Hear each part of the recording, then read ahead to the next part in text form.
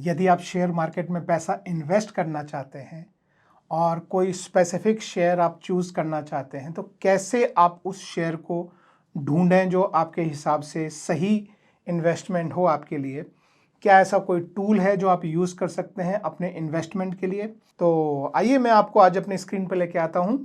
यहाँ पे आपके सामने ये एक टूल है दोस्तों, जिसका नाम है स्कैनएक्स और जिसका URL है scanex.trade। इसमें आपको बहुत सारे जो है स्टॉक्स के स्क्रीनर मिल जाते हैं। स्क्रीनर मतलब आप किसी भी स्टॉक को एनालिसिस कर सकते हैं। जैसे अगर आप ये देखिए, यहाँ पे ये सारे स्टॉक्स के कुछ नाम हैं, या इनमें से या कोई भी दूसरा स्टॉक आप कोई सर्च करना चाहें। मान लीजिए आप टाइटन को स्टडी करना चाहते हैं तो आप टाइटन के बारे में सारा फंडामेंटल एनालिसिस आप यहाँ पे देख सकते हैं। उनके क्या नंबर्स हैं, क्या फाइनेंशियल रिजल्ट्स हैं, किस तरह की उनकी ग्रोथ रही है, बैलेंस शीट वगैरह सारे डिटेल्स आपको जो है उनके पीयर्स के साथ उनका कंपैरिजन जो है वो भी आप यहाँ पे देख सकते हैं। क्या कॉर्पोरेट एक्शंस हैं, टेक्निकल इंडिकेटर्स क्या हैं, ये सारी चीज़ें आप जो हैं वो इस स्कैनएक्स वेबसाइट पर देख सकते हैं।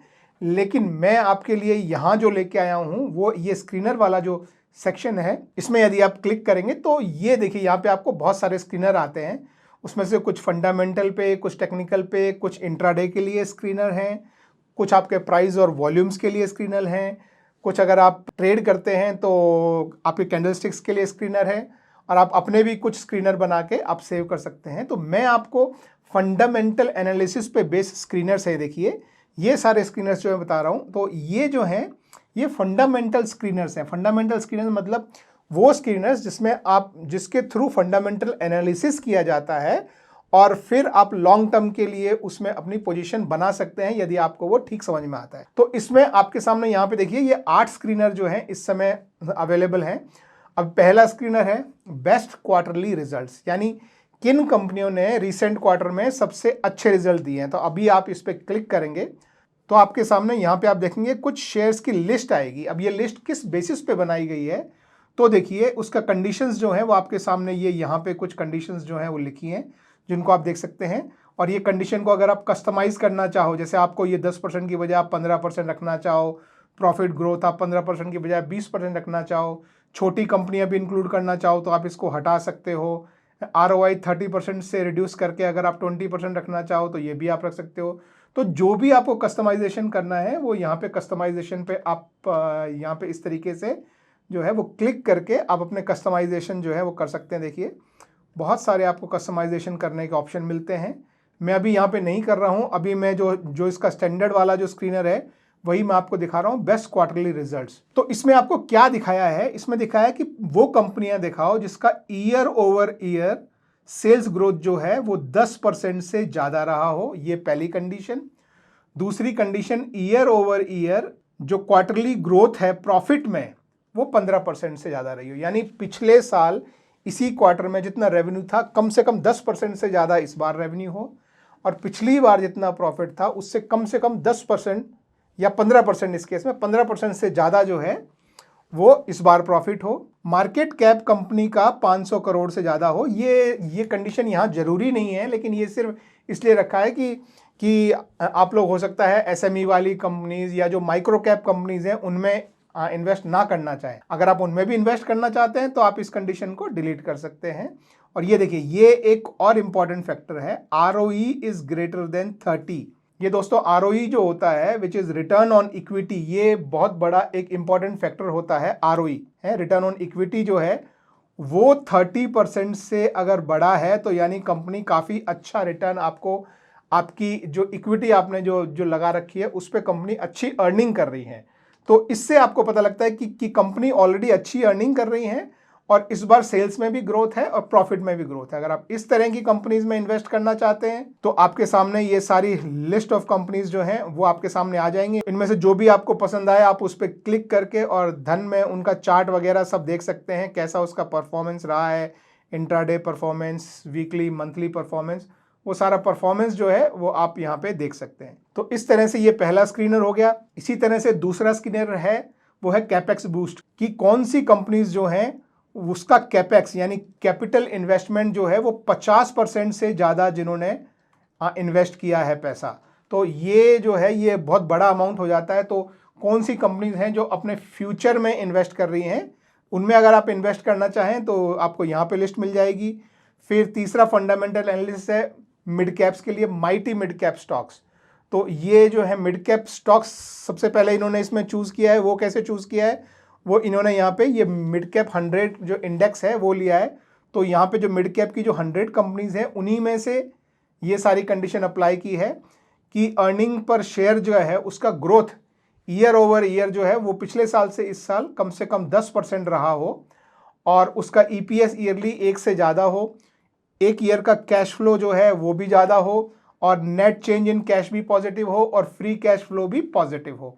तो ये सारी कंडीशंस जो हैं वो उन्होंने लगाई है निफ्टी के मिड कैप 100 पे। तो ये आपके लिए जो है, अगर आप मिड कैप में इन्वेस्ट करना चाहते हैं तो इस तरह की कंपनीज को आप यहाँ पे जो है देख सकते हैं।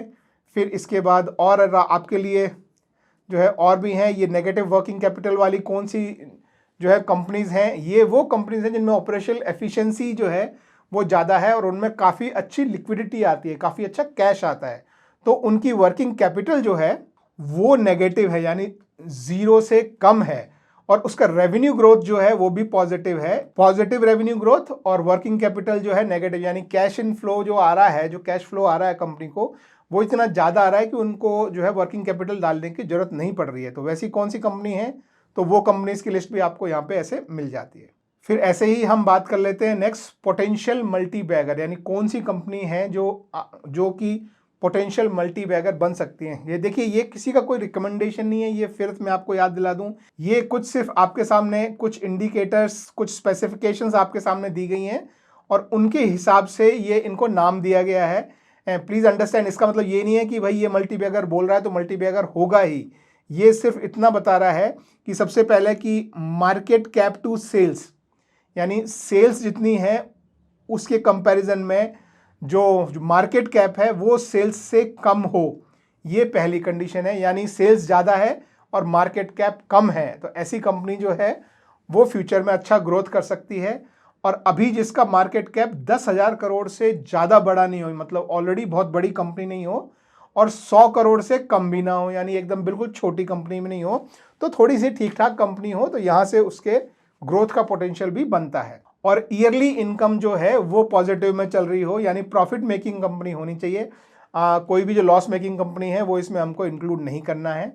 नेक्स्ट जो है वो मल्टीबैगर कैसे बन सकती है कि अभी उसका जो पीई रेशो है, यानी प्राइस टू अर्निंग का जो रेशो है उसका, वो जो सेक्टर का पीई जो होता है, एक कंपनी का पीई और सारी जो सेक्टर में जो कंपनी है उनका एवरेज निकालें तो वो सेक्टर का आपका पीई निकल के आता है।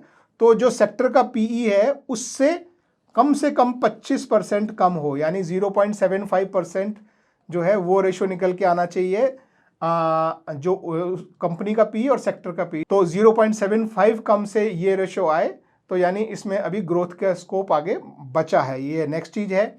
और फिर उसके आगे जो नेक्स्ट है वो है कि ईपीएस की ग्रोथ एक साल में जो है वो पॉजिटिव रही हो, यानी कि जो है अर्निंग पर शेयर जो है कंपनी का पॉजिटिव होना चाहिए, नेगेटिव नहीं होना चाहिए। ये बताते हैं कि अभी ग्रोथ इतनी बड़ी नहीं है, ये बताते हैं कि सेल्स बहुत स्ट्रांग है, पीई अभी कम है, और ईपीएस ग्रोथ का जो सीएजीआर है वो पॉजिटिव है।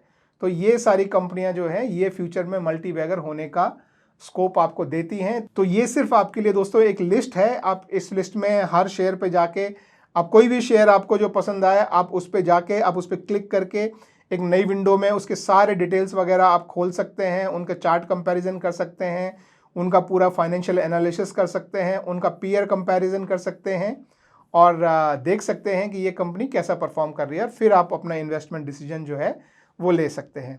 इसी तरह से और भी यहाँ पे आपके सामने स्टेलर स्मॉल कैप में भी हैं, लार्ज कैप में भी जो अच्छे स्टॉक्स हैं, जो फंडामेंटली अच्छे स्टॉक्स हैं वो आपके सामने, या नियर हाई पे जो अंडर वैल्यूड स्टॉक्स हैं वो भी आपके लिए यहाँ पे रखे गए हैं। तो मान लीजिए मैं एक और जैसे एग्जांपल के लिए मैं देख लेता हूँ, तो यहाँ पे आपके लिए जो है वो लार्ज कैप स्टॉक लिए गए हैं। लार्ज कैप मतलब निफ्टी 100 वाले ही इसमें शेयर लिए गए हैं, तो इसमें मोस्टली सारे लार्ज कैप आ जाते हैं। और यहाँ पे ईपीएस का ग्रोथ कम से कम 10% से ऊपर रहा हो, और ईयरली ईपीएस जो है वो 1 से ऊपर का होना चाहिए। ऑपरेटिंग कैश फ्लो जो है वो 1 से ऊपर होना चाहिए। नेट कैश जो है वो पॉजिटिव होना चाहिए। फ्री कैश फ्लो भी पॉजिटिव होना चाहिए। तो ये सारे वो लार्ज कैप हैं जो कि यहाँ से भी अभी ग्रोथ का स्कोप रखते हैं। तो आप इनमें भी आप जिसे भी चाहें उसका पूरा यहाँ पे डिटेल देख सकते हैं, या जिसका भी स्टडी करना चाहें आप क्लिक करके यहाँ पे इसमें इनके पूरा फंडामेंटल एनालिसिस, उनकी सारी जो है फाइनेंशियल रिपोर्ट वगैरह सब कुछ आपको इस पेज पे मिल जाती है। तो इस तरीके से दोस्तों आपके लिए ये फंडामेंटल स्क्रीनर्स जो हैं वो आपके लिए हेल्पफुल हो सकते हैं कोई भी शेयर चूज़ करने का, कि किस तरह की कंपनी में आप इन्वेस्ट करना चाहते हैं। आप ग्रोथ बेस्ड कंपनी में इन्वेस्ट करना चाहते हैं, स्मॉल कैप में जाना चाहते हैं, मिड कैप में जाना चाहते हैं, जिन्होंने क्वार्टरली रिजल्ट अच्छे दिए हैं उनमें जाना चाहते हैं, या जिनका वर्किंग कैपिटल नेगेटिव है उनमें जाना चाहते हैं। तो ऐसे कई सारे ऑप्शन आपको इन्वेस्टमेंट के लिए यहाँ पे मिल जाते हैं। मैं फिर से आपको याद दिला दूँ कि मैंने किसी भी शेयर का यदि नाम लिया हो या कुछ भी, तो कहीं से भी वो आपकी शेयर रिकमेंडेशन नहीं है। ये सिर्फ मैं आपको एग्जांपल बता रहा हूँ कि आप किस तरह से स्कैनएक्स को यूज़ करके, उनके स्क्रीनर फीचर को यूज़ करके किस तरह से आप कंपनीज़ को स्क्रीन कर सकते हैं आपके स्पेसिफिक रिक्वायरमेंट्स के हिसाब से। तो आई होप वीडियो आपको समझ में आया हो और हेल्पफुल रहा हो आपके लिए।